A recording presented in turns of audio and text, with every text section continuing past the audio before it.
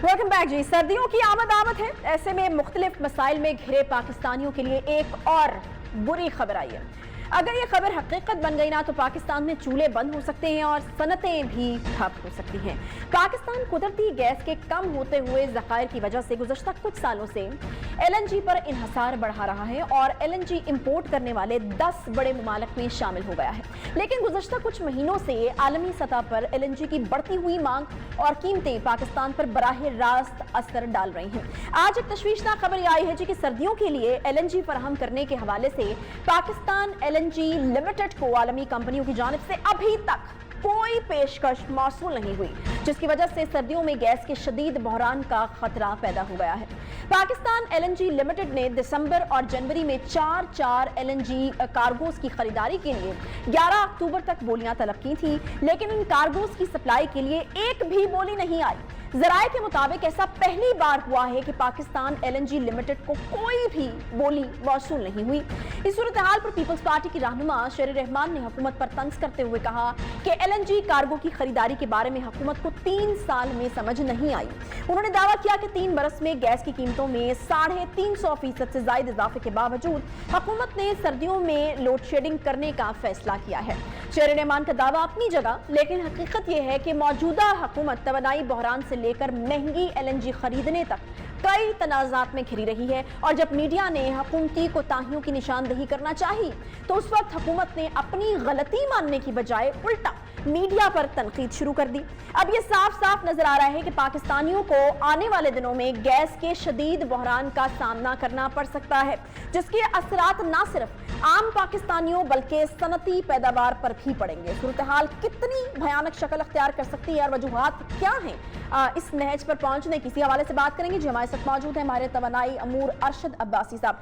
बहुत शुक्रिया अरशद अब्बासी साहब प्रोग्राम में ज्वाइन करने के लिए। अरशद साहब, मुझे ये बताएगा कि ये जो गैस का मुमकिना बहरान जो कि अब हमें हॉट करने लगा है बिकॉज आगे मौसम भी शदीद है, आलमी मार्केट में गैस की बढ़ती हुई मांग इसकी वजह है या फिर आपको लगता है कि ये नाकामी है, नाअहली है हुकूमती तवानाई टीम की?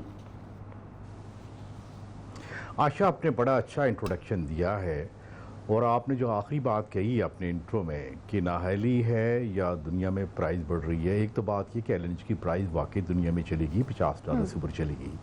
अब आ जाते हैं कि नाअहली बात यह है कि आप उस शख्स से बात कर रही हैं जिसने 3 साल पहले पाकिस्तान के टॉप के ऑयल एंड पेट्रोलियम एक्सपर्ट के साथ मिलकर कंसेंसस बना के एक पेपर बना के दिया गवर्नमेंट को कि पाकिस्तान में गैस और ऑयल कितने वसी ज़खायर हैं कि हम 4 या 5 साल में ऑयल और गैस में तकरीबन सेल्फ सफिशिएंट हो सकते हैं। इसका नाम था help, hydrocarbon exploration licensing policy. अफसोस की बात यह कि इन 3 साल में इसकी उस पॉलिसी वो रोड मैप पे कितना अमल हुआ है, तो जवाब है ज़ीरो। तो जब ये नाअहली होगी कि हमारा एक डिज़ाइन ही यही है कि हमने ऑयल भी बाहर से इंपोर्ट करना है, LNG भी बाहर से इंपोर्ट करनी है, और फिर उस पर तो यही होगा कि आपकी क्रेडिबिलिटी क्या है कि आपको किसी ने टेंडर में बिड भी नहीं किया। और दूसरा, आपने भी सुना होगा कि हमारी ईरान पाकिस्तान गैस पाइपलाइन वो टर्मिनेटेड है, नवाशहर यानी बॉर्डर तक है। और अब जब हम अमेरिकन प्रेशर से निकल रहे हैं, हमने इतना बड़ा काम हुआ है कि अफगानिस्तान में हमने उनकी बात नहीं मानी और वो काम किया जो नेशनल इंटरेस्ट पे था, तो क्या आज सोचने का काम नहीं कि हम वहाँ 2 बिलियन BCF गैस जिसका रेट LNG से मेरा ख्याल है कि 10वां हिस्से के बराबर नहीं है, उस गैस पाइपलाइन को एक्सटेंड करके पाकिस्तान तक लेके आए। हमने इसके मुतालिक नहीं सोचा।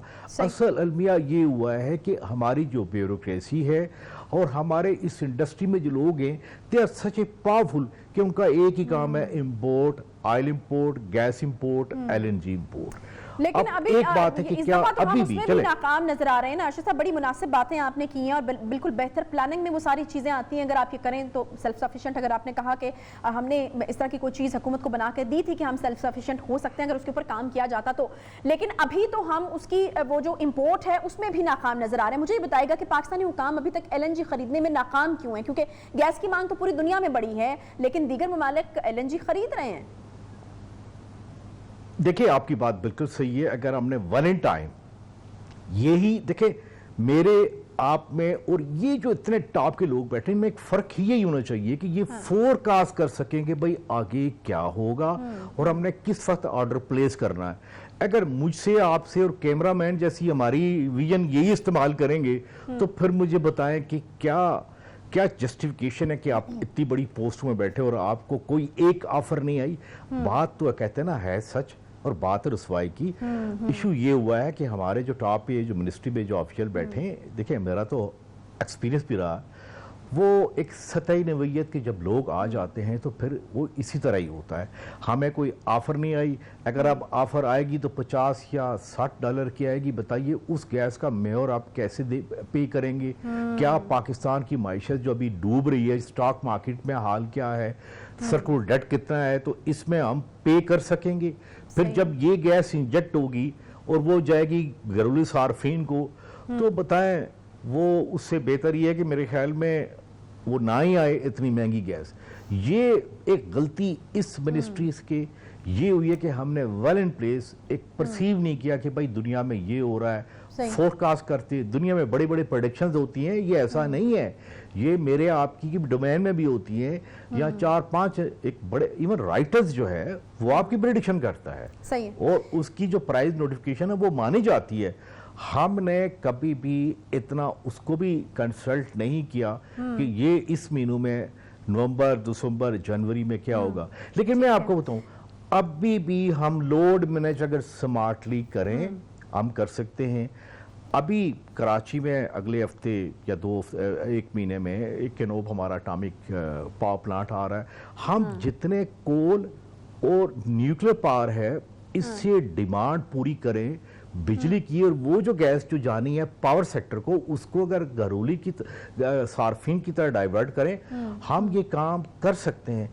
लेकिन मसला ये है कि उन बंदों से हम क्या तो रखें जिसके मतलब आप कह रही हैं, आपने प्रोग्राम किया है कि जिन्होंने well in time order place नहीं किया और आज पूरी दुनिया में इनको कोई गैस नहीं दे रहा। सही। टाइम हमारे पास सॉरी अरशद साहब कम है। मैं क्विकली आपसे जानना चाहूँगी और मेरे ख्याल में ऑब्वियसली व्यूअर्स भी जानना चाहेंगे कि इस बार हमारे साथ होने क्या वाली है, कितनी जो कमी है उसका हमें सामना करना पड़ेगा और फिर किस तरह से चीज़ें जो हैं वो मैनेज की जाएंगी। क्या मतलब आप ये कहेंगे कि इस बार नहीं मिलने वाली है गैस, सर्दियाँ इसी तरह से गुजारनी पड़ेंगी, या फिर सनतें जो हैं वो ठप होती भी नजर आएंगी? क्योंकि ऑब्वियसली फिर यही होता है कि घरेलू सार्फिन को दे दी जाती है और सनतें बंद कर दी जाती हैं, वो भी नुकसान ही है। नहीं, जैसे मैंने अर्ज किया ना, 3 बड़े कंज्यूमर हैं, एक घरेलू सार्फिन, इंडस्ट्री और पावर सेक्टर। अब जो पावर सेक्टर यानी जो गैस हम बिजली बनाने के लिए इस्तेमाल करते हैं, अब हमारे पास coal, nuclear, wind, solar, hydro power है कि सर्दी में हमारी डिमांड तकरीबन 13-14 हज़ार मेगावाट रह जाती है। वो हम उससे पूरा कर सकते हैं।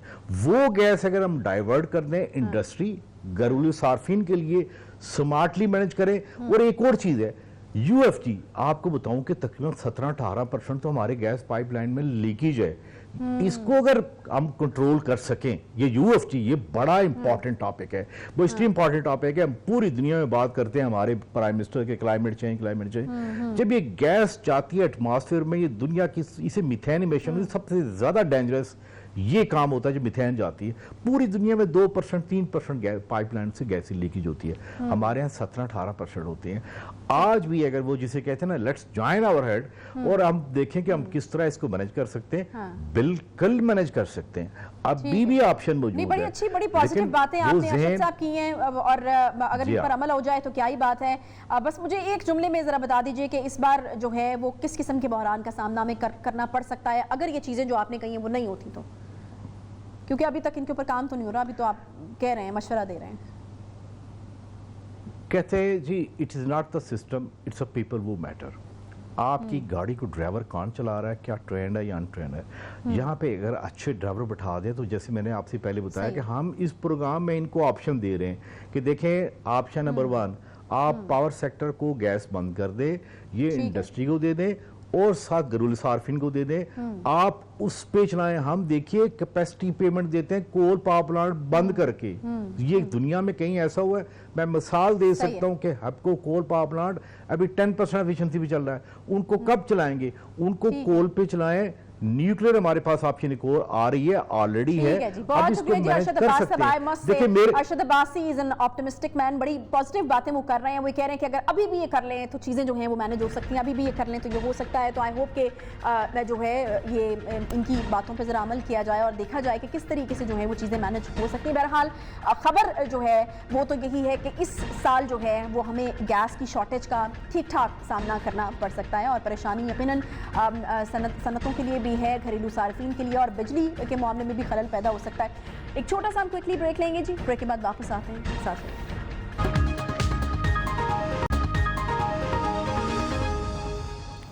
Welcome back. ऐसा लगता है कि सिर्फ ऑपोजिशन के अलावा पाकिस्तान में तमाम बड़ा शोबा ज़िंदगी से मुंसलिक लोग जो हैं वो हुकूमत के खिलाफ एहतजाज के लिए सड़कों पर आ रहे हैं। गुज़श्ता दिनों देखा गया कि सरकारी मुलाजमीन से लेकर डॉक्टर्स हों, असातिज़ा हों, तालिब इल्म तक सब अपने मुतालबात के हक़ में जो हैं वो सड़कों पर निकले। लेकिन अब तो नाबीना अफराद भी अपने मुतालबात के हक़ में सड़कों पर हैं, जिनकी जानिब से आज पेशावर और लाहौर में एहतजाज करते हुए मुतालबा किया गया कि इनको तालीम और काबिलियत के मुताबिक रोज़गार फराहम किया जाए। ये कोई पहली बार नहीं है कि नाबीना अफराद अपने हकूक़ के लिए सड़कों पर आए हों। गुज़श्ता कई साल से वक्तन फ़वक्तन एहतजाज करते हुए नजर आए, लेकिन इनको सवाई तसल्लियों और दिलासों के अलावा जो है कोई रिलीफ नहीं दिया जाता। हालांकि हमने देखा कि 2015 में जब तहरीक इंसाफ अपोजिशन में थी और नाबीना अफराद ने पंजाब हुकूमत के खिलाफ एहतजाज किया था, तो तहरीक इंसाफ के रहनुमाओं ने न सिर्फ इस एहतजाज में शिरकत की थी, बल्कि उन्हें यकीन भी दिलाया था कि जब हम हुकूमत में आएंगे तो आपको हकूक ज़रूर दिलवाएंगे। लेकिन अफसोस के तहरीक इंसाफ के बहुत सारे वादों की तरह ये वादा भी वफा नहीं हुआ।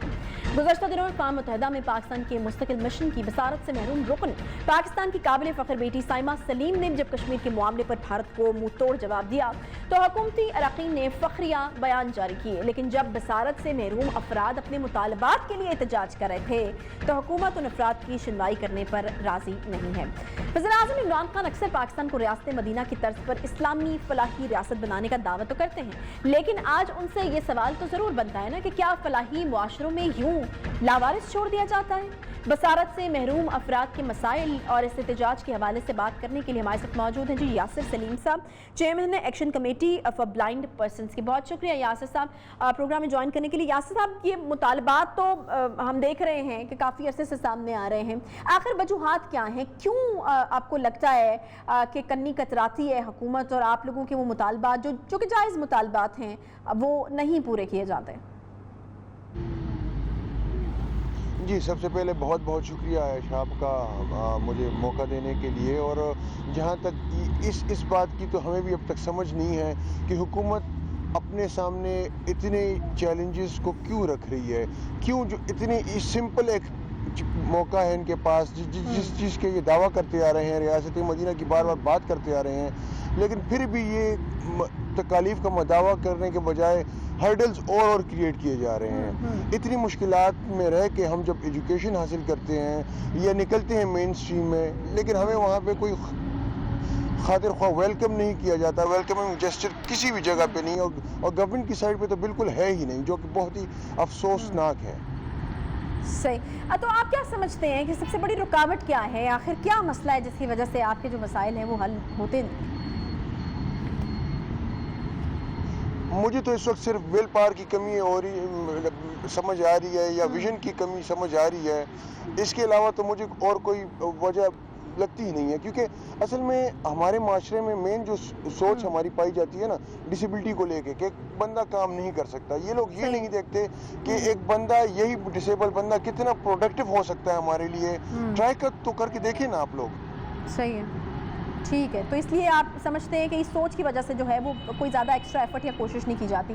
अच्छा, अब मुझे ये बताइएगा कि कोई राब्ता आपका हुआ हो, हुकूमत के किसी बंदे ने आपसे राब्ता किया हो या आपको कोई तसल्ली दिलासा या कहा हो कि ठीक है जी हम देखते हैं आपके मुतालबात को और पूरा करने की कोशिश करते हैं? हम चूँकि जैसा कि आपको पता ही होगा कि कल से हम धरने पर बैठे हुए हैं यहाँ पे पेशावर में। आज हमने ज़बरदस्ती कुछ करा के एसी के थ्रू, डीसी कमिश्नर के थ्रू हमने सीएम साहब से टाइम तो मिला, लेकिन चलते चलते मतलब हम इतने हमें इजी ले रहे हैं कि हमें चलते चलते हमसे टाइम लिया जा रहा है, हमें सुना भी नहीं जा रहा, और एक नॉन सीरियस एटीट्यूड के साथ वो टालने वाली बात है कि आप जाएं, हमारे दूसरे मेंबर्स हैं, आप उनसे बात करें। तो मतलब सीरियस मूड में बिल्कुल नज़र ही नहीं आ रही गवर्नमेंट के सोल्यूशन की तरफ जाए, बातचीत की तरफ जाया जाए। ठीक है जी, बहुत शुक्रिया यासिर सलीम साहब हमारे साथ मौजूद थे, chairman action committee for blind persons. और सबसे बड़ा शिकवा और गिला जो उनका था वो यही था कि उनको विल पावर की कमी नज़र आ रही है और वो ये मानते हैं या फिर उनका ख्याल है कि हुकूमत जो है वो कोई एक्स्ट्रा एफर्ट या कोशिश उस तरह से नहीं करती, बिकॉज एक आम तासुर, एक आम ख्याल ये पाया जाता है कि जो ब्लाइंड पर्सनस हैं उन्होंने क्या कर लेना है या वो कितने प्रोडक्टिव हो सकते हैं। तो यकीनन साइमा सलीम साहिबा ने जो स्पीच दी अक़वाम मुत्तहिदा में और भारत को जिस तरीके से जवाब दिया वो उसके बाद तो मेरे ख्याल में इसकी कोई लॉजिक देने की ज़रूरत नहीं रहती या फिर किसी तरीके से उनको कन्विंस करने की ज़रूरत नहीं रहती कि कितने कारगर साबित हो सकते हैं और कितने प्रोडक्टिव हो सकते हैं अगर वो चाहें तो। इसके साथ ही प्रोग्राम का वक्त यहाँ पर ख़त्म होता है। इंशाल्लाह आपसे कल मुलाकात होगी। ख्याल रखिए अपना। अल्लाह हाफ़िज़।